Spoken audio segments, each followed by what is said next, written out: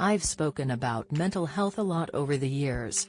I think I tricked myself into thinking that I was pretty robust and sorted, especially post I'm a Celebrity, where I spoke about body dysmorphia and got to a much better place with that. But when the pandemic happened, it started spiraling into this position of being, oh, I'm doomed. My career could be over. And those feelings of uncertainty paired with an increase in my alcohol and cannabis consumption, saw things get pretty intense. I lost a sense of direction, and I became quite unreachable to people close to me. Then in October, I went for a Sunday roast with our drummer and 2 other people, and it only had a couple of drinks, but I was smoking, and I kind of passed out. It really caught me off guard. Tristan was so good and sat with me for hours. And my wife got a call at 5 p.m. from him saying James is crying, and just all over the place. It was a real moment. I was like, I'm nearly 30, I've just fainted in front of loads of people. I look like an absolute mess. What am I doing? And from there, I sought help with the depression side of things. The weed stopped, and I didn't drink for a month or so. I've got a new song called Dancing on the Head of a Needle which looks back to that really dark time, and how sorry I was for being that person. But for me, that October and the year since then has been a real period of self-reflection and learning for me. So I'm grateful in a weird way because I know that I never want to be like that again. On his first solo show for Mind, the last solo gig I did was aged 14 back in Dorset, so I'm terrified.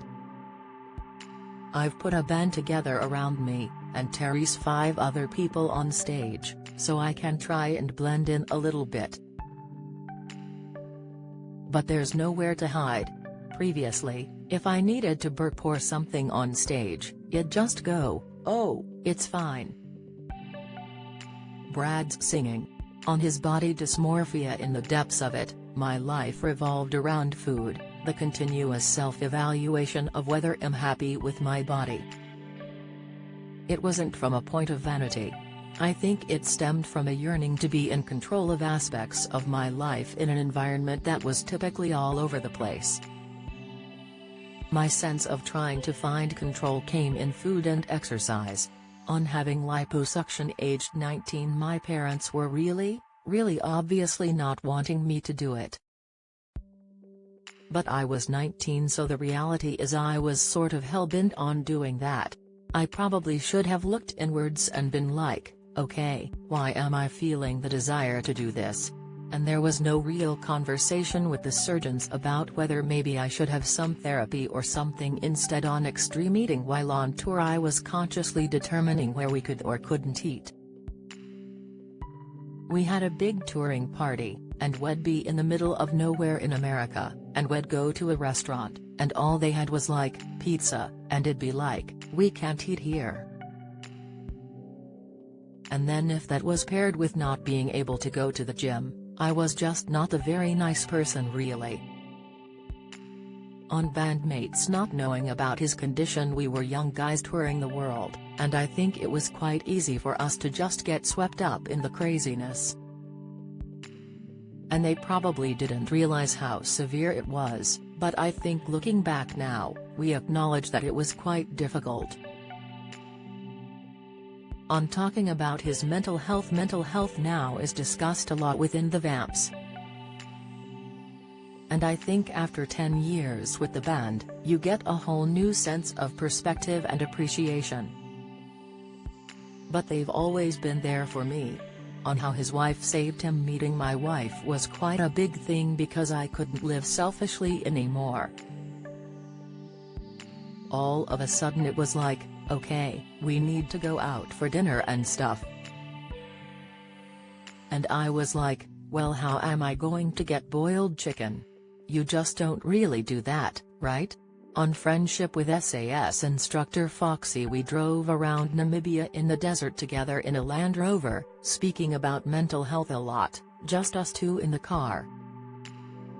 I always wanted to be a soldier when I was 6, and to speak about mental health with someone Foxy for me, really helped me. On talking about mental health in Parliament, I've been very lucky to play big shows with the Vamps and stuff. But actually being sat in a room speaking to Jeremy Hunt and people like that was quite scary. And then I was thinking, God, the amount of tweets I've sent to slag off the Tories, and then I'm sat here. Listen to the podcast here. For support go to mind.org.uk. Tickets for James' solo show at London's Hoxton Hall on November 10 are on sale now. James' Manabi EP is available to pre-order now.